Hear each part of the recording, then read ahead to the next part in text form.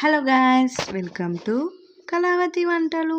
ఈరోజు మనం బెండకాయ ఫ్రైని జిగురుగా లేకుండా పొడి పొడిగా ఏ విధంగా తయారు చేసుకోవాలో చూద్దాం. ఇలా చేస్తే బెండకాయ ఫ్రై అనేది చాలా టేస్టీగా అవుతుందండి. ముందుగా మనం బెండకాయలు మంచిగా కడుక్కొని ఒక పొడి క్లాత్తో అయితే మంచిగా తూర్చుకోవాలి.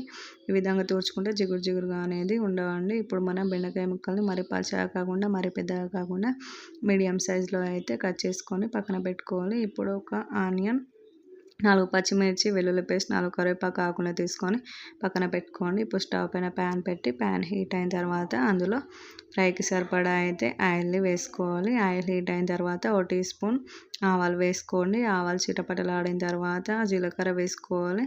జీలకర్ర కూడా దూరగా వేగిన తర్వాత ఇప్పుడు ఇందులో 4 పచ్చిమిర్చి ముక్కలను అయితే యాడ్ చేసుకొని 4 కరివేపాకు రెమ్మల్ని కూడా యాడ్ చేసుకోవాలి. ఇందులో వెల్లుల్లి పేస్ట్ని యాడ్ చేసుకొని దూరగా వేగిన తర్వాత ఇప్పుడు ఇంతకుముందు మనం కట్ చేసి పక్కన పెట్టుకున్న ఆనియన్ కూడా ఇందులో యాడ్ చేసుకొని మంచిగా అయితే కలుపుకోవాలి. ఈ విధంగా మంటని మీడియం ఫ్లేమ్లో పెట్టుకొని మంచిగా స్లో అయితే ఆనియన్ని కలుపుకోవాలి. ఇప్పుడు మనం ఇందులో రుచికి సరిపడా అయితే సాల్ట్ని యాడ్ చేసుకోవాలి. సాల్ట్ని ఇప్పుడే యాడ్ చేసుకోవాలి, ఎందుకంటే ఆనియన్ అనేది తొందరగా మెత్తబడుతుంది. సో సాల్ట్ని ఈ టైంలోనే యాడ్ చేసుకోవాలి. ఇప్పుడు ఇందులో 1 టీ స్పూన్ పసుపును కూడా యాడ్ చేసుకోవాలి. పసుపు యాడ్ చేసుకున్న తర్వాత మంచిగా మరొకసారి అయితే మంచిగా కలుపుకోవాలి. ఈ విధంగా కలుపుకున్న తర్వాత మనం ఇప్పుడు కట్ చేసి పక్కన పెట్టుకున్న బెండకాయ ముక్కలను అయితే ఇందులో యాడ్ చేసుకోవాలి. ఇందులో యాడ్ చేసుకొని ఈ విధంగా స్లోగా మంచిగా గరిటెతో తిప్పుతూ మంచిగా అయితే కలుపుకోవాలి. ఎంత మంచిగా కలుపుకుంటే అంత మంచిగా జిగురుగా లేకుండా మంచిగా పొడిగా మంచిగా ఫ్రై అవుతుంది. సో మంచిగా ఈ విధంగా అయితే కలుపుకోవాలి. చూడండి, 20% ఫ్రై అయిపోయింది.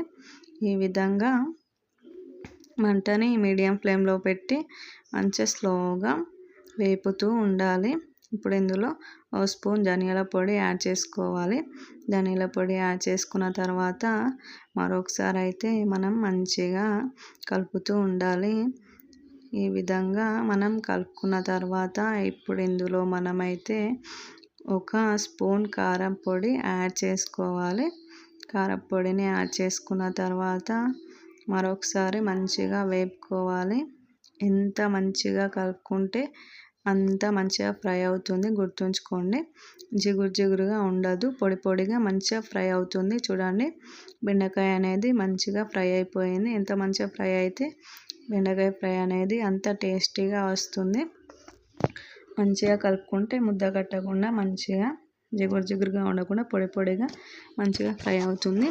సో అడుగు నుంచి పైకి, పైనుంచి కిందకి ఈ విధంగా స్పూన్తో తిప్పుతూ మంచిగా వేపుకోవాలి. చూడండి, బెండకాయ ఫ్రై అనేది రెడీ అయిపోయింది. ఇప్పుడు మనం ఇందులో మనం కొత్తిమీరని యాడ్ చేసుకోవాలి.